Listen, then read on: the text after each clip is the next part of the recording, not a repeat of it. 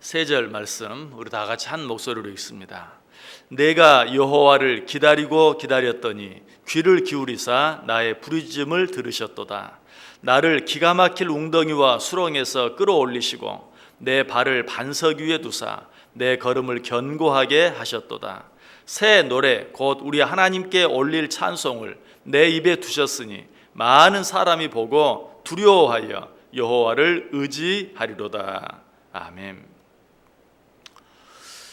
지렁이도 밟으면 꿈틀한다 하는 그런 말이 있죠. 아무리 참을성이 많은 사람이라 할지라도 밟으면 더 이상 참지 못하고 꿈틀할 때가 있다 하는 그런 말이. 그러나 아무리 밟혀도 전혀 꿈틀하지 않는 사람이 있어요. 어떤 사람입니까? 끝까지 기다릴 줄 아는 사람. 그런 사람은 아무리 밟혀도 꿈틀하지 않는 것이. 어떤 사람은 화를 내면서 지렁이도 밟으면 꿈틀한다. 무슨 말이죠? 참을 만큼 참았다. 그런 말이. 더 이상은 못 참는다. 그런 의미에서 지렁이도 밟으면 꿈틀한다. 그러나 정말 끝까지 참을 줄 아는 사람, 정말 끝까지 기다릴 줄 아는 사람은 밟혀도 꿈틀하지 않아요. 기다릴 줄 아는 사람은 절대로 경거망동하지 않습니다. 그런데 어떤 사람이 끝까지 기다릴 수 있는가? 우리 하나님은 끝까지 기다리는 자와 함께 하신다는 사실을 분명히 믿는 자, 이런 자가 끝까지 기다릴 수 있어요. 이런 자는 하나님께 모든 것을 기도로 아뢰고 끝까지 기다려요. 왜? 우리 하나님은 기다리는 자에게 반드시 응답해 주시는 하나님이신 것을 분명히 알기 때문에. 자, 오늘 이 시편 40편을 기록한 다윗이 바로 그런 사람이었어요. 1절에 그 마음이 잘 나타나 있죠. 내가 여호와를 기다리고 기다렸더니. 내가 여호와를 기다리고 기다렸더니. 왜 기다렸다는 말을 두 번이나 얘기했을까요? 그냥 보통 사람들이 기다리는 만큼, 기다릴 만큼 기다렸다, 거기에서 끝나지 않는다는 것이. 보통 사람들은 기다릴 만큼 기다렸다, 지렁이도 밟으면 꿈틀한다 하고 더 이상 기다리는 것을 포기하는 때에도 시인 다윗은 또 한 번 기다렸다. 아니, 또 한 번만 기다린 것이 아니 끝까지 기다렸다는 것을 이야기하고 있어요. 그래서 내가 기다렸더니 그렇게 말하지 아니하고 내가 기다리고 기다렸더니. 우리 하나님 어떻게 해주셨어요? 귀를 기울이사 나의 부르짖음을 들으셨도다. 자, 여기서 우리가 또 한 가지 기억해야 될 것이 있어요. 시인 다윗은 그냥 막연히 기다린 게 아니, 내가 기다렸더니 우리 하나님께서 귀를 기울이사 나의 부르짖음을 들으셨다는 말은 부르짖고 나서 기다렸다는 것이. 그냥 기다린 거 아니, 막연히 하늘만 쳐다보면 기다린 거 아니, 하나님께 부르짖고 난 후에 기다리고 또 기다렸더니 하나님께서 나의 부르짖음을 들으셨도다. 그렇죠? 먼저 부르짖고 난 후에 기다렸다는 것이. 이것이 바로 신자들이 마땅히 취해야 할 태도죠. 우리는 그저 막연히 기다리는 자들이 아니고 하나님께 간절히 기도하고 부르짖은 후에 기다리는 것이. 하나님께서는 부르짖고 난 후에 기다리는 자들에게 응답해 주시는 하나님인 줄 알고 부르짖고 난 후에 기다리는 것. 우리 하나님께서는 기다리는 자들에게 반드시 응답해 주시고 하나님께서는 기다리는 자들을 반드시 축복해 주세요. 자, 성경은 참 많은 내용이 기록되어 있죠. 성경에는 많은 사람들이 등장합니다. 그런데 성경에 등장하는 그 많은 사람들을 딱 두 가지 종류의 사람들로 나눈다면 한 종류는 기다릴 줄 아는 사람과 또 한 종류는 기다릴 줄 모르는 사람. 좀 더 자세히 이야기하면 한 부류는 기다림으로 응답을 받고 복을 받은 사람들, 또 한 부류는 기다리지 못해서 망한 사람들. 성경은 그렇게 성경에 나오는 모든 사람들을 두 부류로 나눌 수 있는 것이. 자, 먼저 기다릴 줄 아는 대표적인 사람 어떤 사람인가? 모세를 우리가 한번 생각해 볼 수 있어요. 많은 사람들이 있지만, 자, 모세는 어떻게 했죠? 이스라엘 백성들을 애굽에서 이끌어냈어요. 그런데 이끌어내자마자 무엇이 앞을 가로막죠? 홍해가 앞을 가로막습니다.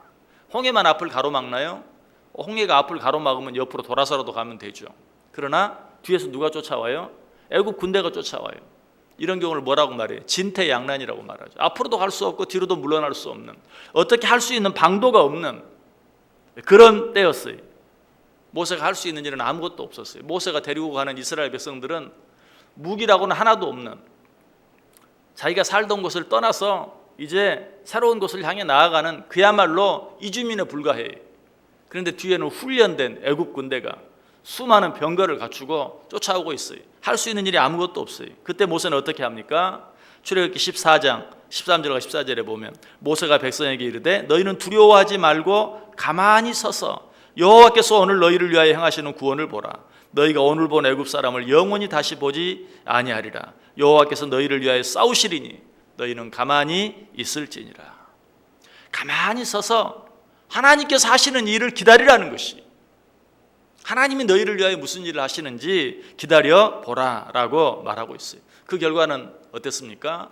홍해가 갈라진 그 틈이 마치 육지같이 되어서 이스라엘 백성들은 그 땅을 육지처럼 건너고, 그리고 그 뒤를 따라온 애국 군대들은 다시 바닷물이 합해져서 그 물 가운데 수장되고 말았어요. 이것이 기다리는 자에게 주어지는 은혜요 축복이. 자, 그런데 기다리지 못한 대표적인 사람, 한 사람을 든다면 또 어떤 사람을 들 수 있을까요? 역시 많은 사람이 있지만 그 가운데 사울 왕을 들 수 있어요. 사울 왕도 모세가 처한 상황과 아주 비슷한 상황에 처하게 되죠. 언제 그랬습니까? 블레셋과 전쟁을 할 때. 이 블레셋 군대가 베다엔 동편 믹막스에 진을 쳤어요. 그런데 그 규모가 어마어마했어요. 우리 지난 주일에는 사사 드보라가 전쟁을 하기 위해서 나갔을 때 가나안 왕 야빈의 군대가 어떠했는가 설명을 했죠. 가나안 왕 야빈의 군대가 어땠다고요? 철병거 900승을 가지고 있었다. 철병거 900대. 그 모습을 보고 바락이 아주 덜덜 떨었어요. 오금이 저려서 일어나지는 못했어요. 그때 드보라가 일어나라, 여호와께서 너 앞서가 싸우지 않느냐. 그때서야 비로소 바락이 일어나서 싸우는. 무엇 앞에서 그렇게 덜덜 떨었어요? 철병거 900승. 그런데 이 블레셋은 지금 어떠한가? 사무엘상 13장 5절에 보면 블레셋 사람들이 이스라엘과 싸우려고 모였는데 병거가 3만, 900대와는 비교가 안 되죠. 병거가 3만이요, 마병이 6천 명이요, 백성은 해변에 모래같이 많았더라. 도무지 싸울 그런 상대가 아니, 사울 왕이 어떻게 해볼 그런 상대가 아니었다는 것이. 더더구나 그런 상황 가운데서 어때요? 하나님께서 도와주셔야 되고 하나님께서 그들과 함께 해주셔야 되는데 그들을 위해서 기도해 주겠다고 하던 사무엘도 오지 않는 것이. 그래서 며칠을 기다렸죠? 7일을 기다렸어요. 그래서 사울 왕이 어떻게 더 이상 참지 못하고 자기가 하나님 앞에 나아가서 제사를 드려요. 구약시대에는 아무나 나가서 만인 제사장 시대가 아니, 제사장이 아닌 자가 하나님 앞에 나가 제사 드릴 수 없어요. 그런데 사울 왕은 기다리지 못하고 자신이 대신 나아가서 하나님 앞에 제사를 드리는, 아까 서두에 말씀드렸던 더 이상 기다리지 못하고 경거망동하고 많은, 결국 그 결과는 어떻게 되었습니까?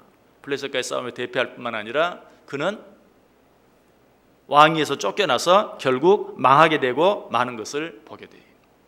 근데 이 사건을 통해서 우리가 한 가지 꼭 기억해야 될 것이 있어요. 하나님을 믿는 사람 치고 기다리지 않는 사람이 있을까요? 하나님을 믿는 사람은 누구나 기다려요. 사울 왕도 제가 기다리지 못한 사람의 모범으로 이야기했지만 사울 왕도 기다렸어요. 며칠을 기다렸어요? 7일을 기다렸어요. 7일 기다리고 나서 사무엘이 언제 왔어요? 반나절이 지나니까 왔어요. 무슨 말이? 반나절만 더 기다렸다면 사울 왕도 모세가 받았던 그 기도 응답과 축복을 받을 수 있었어요. 그러나 7일을 기다렸지만 반나절을 더 기다리지 못함으로 말미암아서 그는 망했어요. 저와 여러분도 마찬가지. 우리는 하나님께 기도하는 자들이, 기도하고 나서 그냥 응답이 하늘에서 뚝 떨어지는 것이라고 생각하는 사람 아무도 없어요. 기도하고 기다려야 된다는 거 다 알아요. 그래서 하나님께 기도하고 오늘 다윗이 그랬던 것처럼 기다려요. 그런데 우리의 문제가 뭐예요? 끝까지 기다리지 못하는 것이. 오늘 이 말씀 꼭 기억하세요. 오늘 시인이 하나님께 부르짖고 기다렸더니 하나님이 응답해 주신 게 아니, 어떻게 했어요? 기다리고 또 기다렸더니, 무슨 말이? 한 번 기다리고 두 번 기다렸다는 말입니까? 아니라고 그랬어요.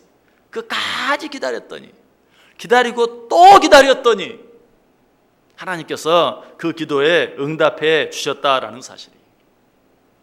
여러분, 실제로 이 시를 기록한 다윗은 그렇게 기다렸어요. 기다리고 또 기다렸어요. 그가 17세에 이스라엘의 왕으로 기름 부음 받았어요. 그러나 왕이 된 때는 언제였어요? 30세였어요. 몇 년을 기다렸어요? 13년을 기다렸어요.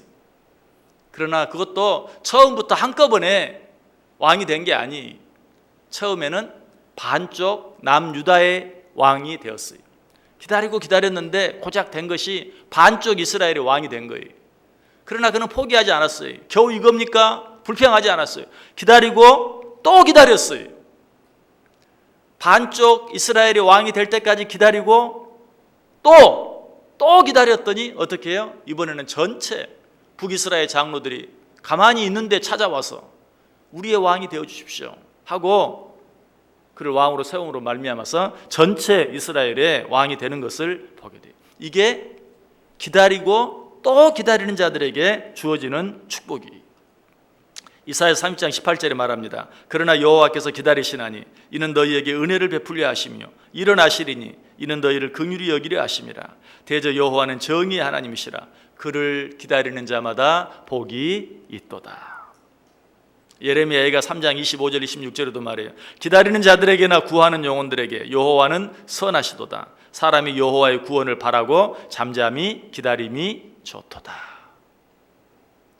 오늘 이 시편 40편도요, 자세히 보면 시편 39편이 어땠죠? 하나님께 기도했어요. 30편 전체가 기도예요. 그 40편이 어때요? 내가 기다리고 기다렸더니 하나님 응답해 주셨다라고 그 기도에 응답해 주신 하나님께 감사하고 찬송해요. 그리고 시편 40편 뒤편에 가면 어때요? 또 기도해. 이게 하나님을 믿는 자들의 모습이. 기도하고 기다리고 또 기다려요. 응답해 주세요. 그리고 나서 또 어떻게 해요? 또 기도해요. 그 다음에 또 어떻게 할까요? 또 기다리고 또 기다리는 거예요.